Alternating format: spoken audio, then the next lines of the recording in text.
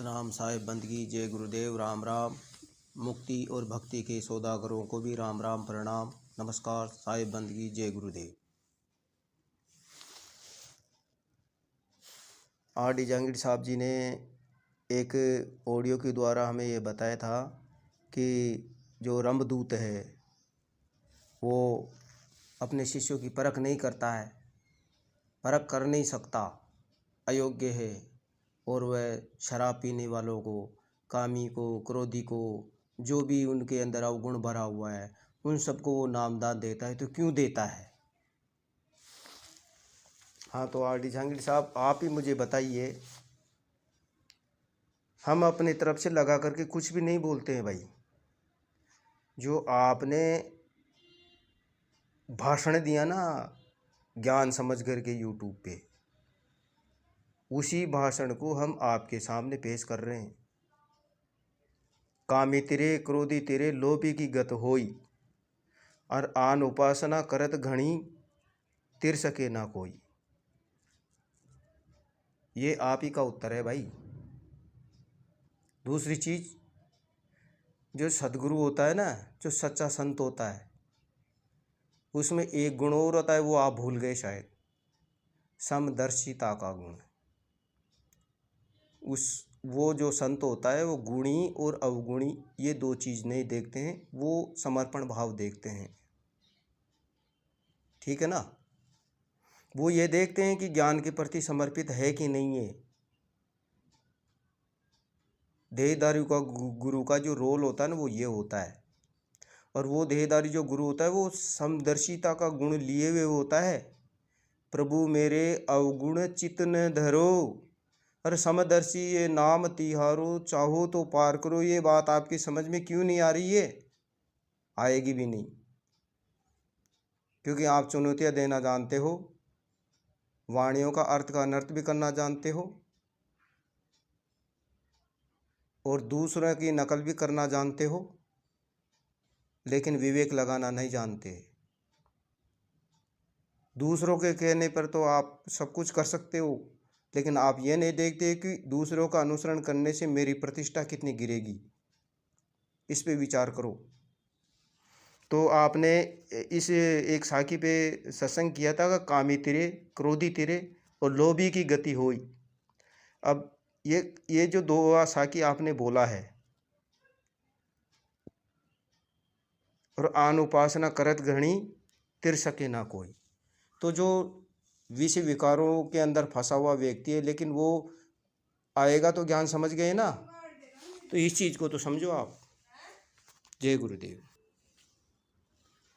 और आपकी ऑडियो में आपने हमें यह बताया था कि मेरे से करवाया गया है। मदन पंथ के कुछ लोगों ने मेरे से यह काम करवाया गया है कि आप नितिन साहब के खिलाफ कुछ न कुछ डालो। राम सिंह जी से कहा है आपने, और आपने वो वीडियो भी डाल दिया और सिद्ध किया है आपने। वैसे सिद्ध हुआ नहीं है, वो वीडियो डाला जिससे मालूम पड़ता है कि नितिन साहब जी ने नशा किया है दारू के अंदर।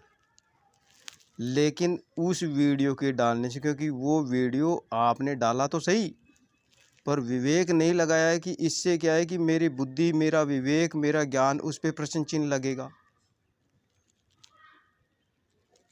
अब वो केवल 3 सेकंड का या 4 सेकंड का वीडियो है, और उसमें लाइव सत्संग किया गया है। आपको तो ये भी पता नहीं है कि वो वीडियो है, वो कटिंग की गई है, क्योंकि दूसरों ने आपके पास भेज दिया और वही वीडियो आपने शेयर कर दिया।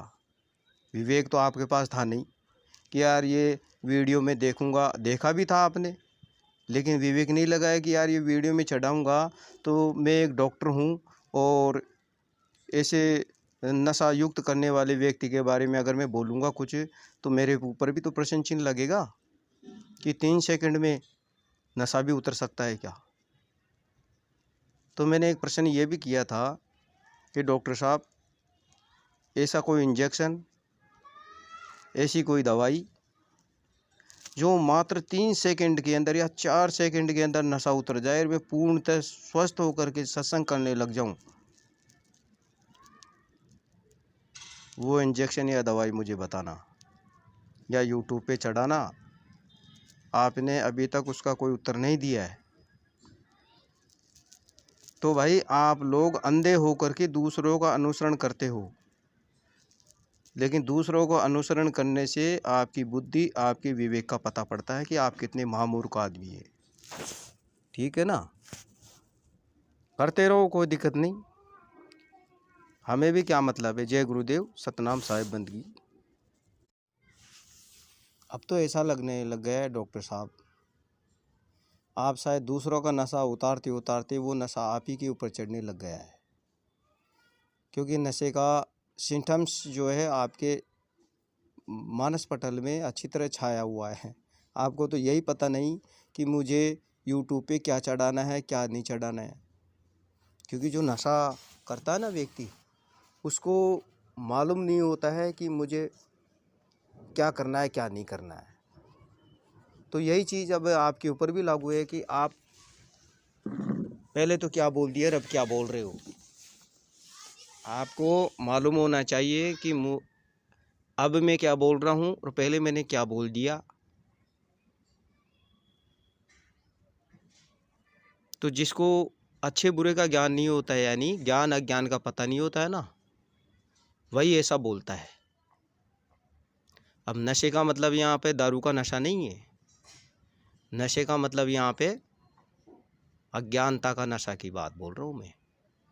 अज्ञानता का नशा आपके दिमाग में, आपके मानस पटल पे ऐसा छा गया है कि आपको आप ही का वो प्रवचन याद नहीं है जो आपने श्रीमुख से आपके होठों, आपके कोठे में जो था वो आपने होठों के द्वारा जो निकाला गया है वो आपको याद नहीं। अगर याद होता तो शायद आप बोलते नहीं। कामी तेरे क्रोधी तेरे लोभी की गति होई, आन उपासना करत घणी तिर सके ना कोई। जय गुरुदेव, सतनाम साहिब बंदगी। आर डी जहांगीर साहब जी को भी।